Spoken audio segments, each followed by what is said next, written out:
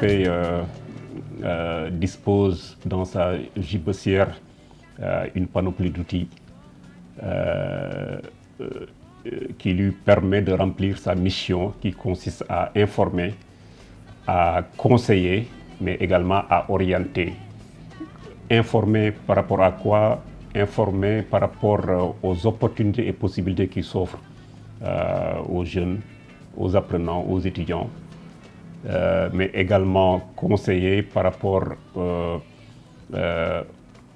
aux choix à prendre, aux décisions à prendre, c'est-à-dire les décisions éclairées, mais également orienter, c'est-à-dire les affecter vers les filières de leur choix. Voilà. Et ces outils permettent au CAOSP de remplir sa mission en accompagnant ces jeunes dans leur parcours d'orientation, mais également de les soutenir dans l'élaboration de leurs projets personnels et professionnels.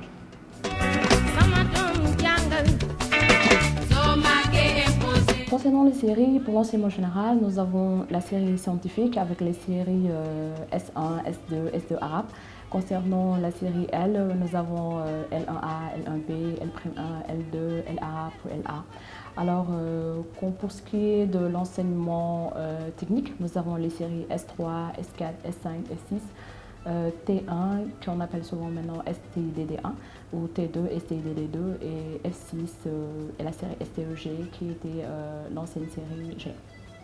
Alors, après le BFM, les élèves ont plusieurs opportunités de formation. Nous avons le secteur de la santé, les bâtiments travaux publics, nous avons le commerce, le secrétariat bureautique.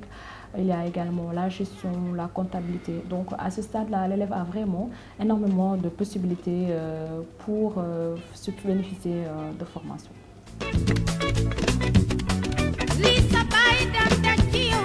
Concernant les critères, alors on a une différence à quelques mètres près entre l'enseignement général et l'enseignement technique, mais l'âge de 19 ans est identique pour les deux. Donc au plus tard, le 31 décembre de l'année en cours, il faut avoir 19 ans maximum. Concernant l'enseignement général, alors il faut avoir une moyenne supérieure ou égale 9,5 plus le BFM de l'année en cours ou bien le BFM plus 1 an. Si on n'a pas le BFM, il faut au minimum avoir une moyenne de 10. Concernant le privé spécifiquement, il faut obligatoirement avoir la moyenne de 10.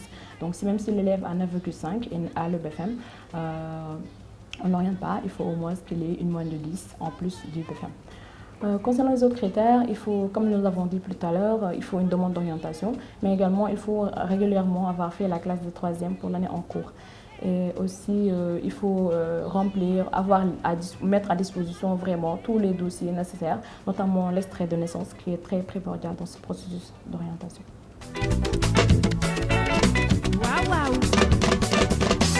Depuis quelques années, donc, les orientations en classe de seconde sont faites via Sen Orientation, une plateforme qui a été faite par Siemens. L'élève aussi a un rôle très important parce qu'on parle de la centralité de l'élève et que c'est l'élève qui doit faire ses choix avec ses parents. Donc c'est pourquoi, avant chaque fin d'année, nous donnons à l'élève une demande d'admission en classe de seconde qu'il va faire remplir en partageant avec ses parents par rapport à ses choix d'établissement, mais aussi à ses séries. Des élèves, on va voir s'il y a une conformité par rapport au choix de ces élèves et les orienter en tenant compte de leurs souhaits, mais aussi en tenant compte de leur profil. Sen Orientation est une plateforme qui permet au psychologue-conseiller de pouvoir orienter les élèves en temps réel. Elle permet également d'avoir en lecture toutes les informations nécessaires pour l'orientation de l'élève, qu'il s'agisse des informations scolaires et extrascolaires. Elle permet d'avoir des statistiques, mais également génère des extrants, c'est-à-dire les temps d'orientation qui sont très utiles lors de l'inscription au niveau du lycée. Pour les établissements, le rôle essentiel, c'est de sélectionner les élèves à proposer pour l'orientation suivant les textes. Il s'agit également à leur niveau de déposer les dossiers dans les délais et suivant les pièces demandées. et enfin de remettre aux élèves leur talent d'orientation en début d'année. Sur la plateforme Sen Orientation, on a la possibilité d'avoir une vision d'ensemble, une vision synoptique, donc des élèves qui sont orientés au niveau même national. Et que c'est une plateforme aussi qui est bénéfique, d'autant plus qu'on a la possibilité même, au fur et à mesure, d'éliminer les livrets de bac physiques et donc de voir toutes les informations via cette orientation.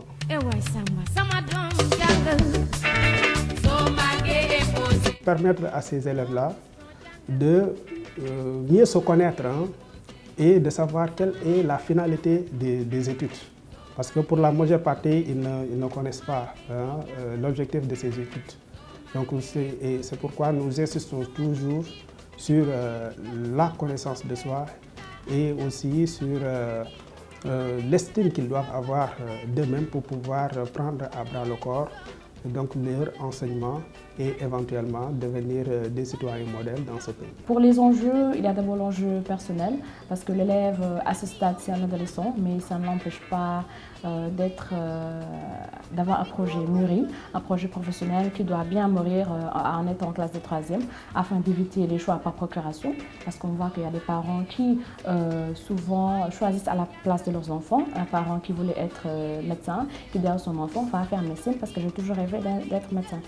Donc ça c'est le choix par procuration, donc le fait d'avoir un projet solide lui empêche aussi d'être victime d'un choix mimétique, donc de faire un choix juste pour imiter ses petits camarades ou bien de subir un choix par influence. Concernant l'enjeu familial, alors à ce stade-là, les parents apportent des conseils concernant la CR à choisir, également le lycée ou le métier pour lequel il doit aspirer.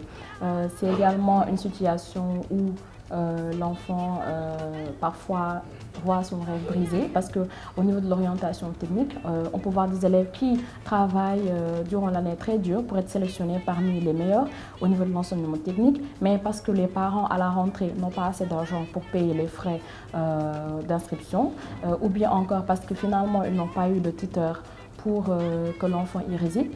C'est le cas par exemple dans certaines régions où on a la région Sédhiou où il n'y a pas de lycée technique. Donc dans ce genre de situation, l'enfant est obligé de ne plus aller dans ce lycée technique-là et est obligé de se rabattre sur l'enseignement général.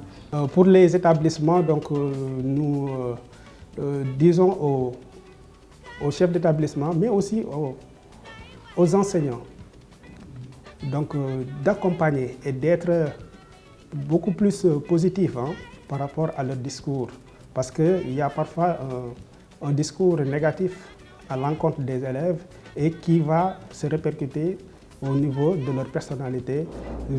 Ils vont penser qu'ils n'ont pas les capacités et les compétences réelles alors que ce sont des élèves, si on leur donne des mots qui sont positifs, donc ça peut leur permettre quand même donc d'avoir des ailes en quelque sorte et de faire valoir leurs compétences. Pour les familles aussi, les parents doivent être aussi beaucoup plus regardants par rapport à ce que les élèves, leurs enfants font à l'école.